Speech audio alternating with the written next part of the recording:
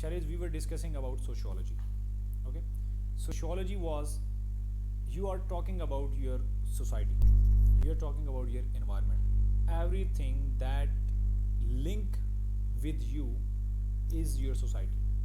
Everything that has a directly and indirectly influenced on you, that can influence you, is a part of your society.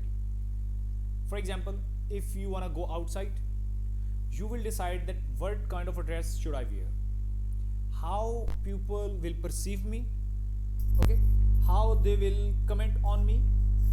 You will decide, and what kind of a comment you want from the people. Just for you, you will wear your dressing, or you will dress yourself accordingly, okay, because the comment of the people will affect you.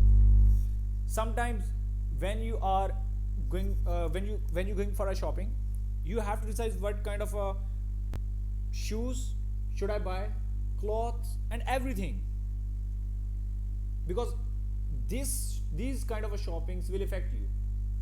So whenever we talk about human groups, human environments, everything, we are talking about the human society, okay.